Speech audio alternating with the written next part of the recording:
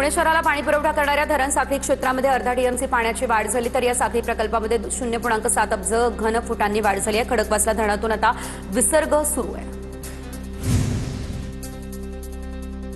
तर पालघरच्या मानोरमध्ये वैतरणा नदीच्या पुरामुळे वाहून गेलेली पाणीपुरवठा योजनेची पाईपलाईन दुरुस्त करण्यात आलेली आहे। लवकरच मनोर गावाचा पाणीपुरवठा पुन्हा सुरू होण्याची शक्यता आहे। पाणी टंचाईचा सामना करणाऱ्या ग्रामस्थांना हा मोठा दिलासा मिळाला आहे।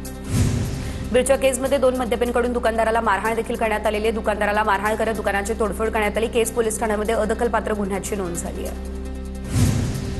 अमरावतीच्या मेळघाटमधील 4 आदिवासी आश्रमशाळेत विद्यार्थ्यांना विषबाधा झाल्याचं प्रकरण। मेळघाट कामगार युनियनच्या वतीने ठाणेमध्ये आंदोलन। आदिवासी विकास मंत्री अशोक उईके यांच्या राजीनाम्याची मागणी। पुढील काही दिवस आता मुंबईसह संपूर्ण राज्यामध्ये मुसळधार ते अतिमुसळधार पाऊस। हवामान खात्याचा 22 जिल्ह्यांना अलर्ट, तर मुंबईला पावसाचा येलो अलर्ट देखील देण्यात आला।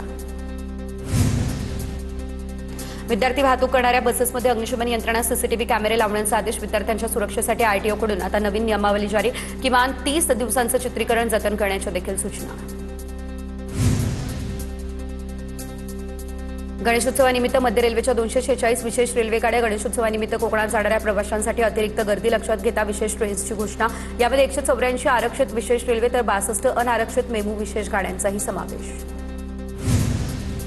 पुण्यातील वाहतूक कोंडी कमी करण्यासाठी पालिका 12 मिसिंग लिंक रस्ते जोडणार, तर आयुक्त नवल किशोर राम यांची माहिती। रखडलेले रस्ते पूर्ण झाल्यानं वाहतुकीला मोठा दिलासा मिळणार। पुणे घाटमाथ्यावर हवामान विभागाकडून ऑरेंज अलर्ट। बंगालच्या उपसागरामध्ये कमी दाबाचा पट्टा निर्माण झाल्याची हवामान विभागाची माहिती। पुढील 5 दिवस राज्यामध्ये पाऊस बरसणार अशी देखील हवामान विभागाची माहिती। सांगलीमध्ये चांदोली धरणातून पाण्याचा विसर्ग सुरू। वारणा नदीकाठच्या गावांना सतर्कतेचा इशारा। चांदोली धरणातून वारणा नदीपात्रामध्ये 3400 क्युसेकने पाण्याचा विसर्ग सुरू।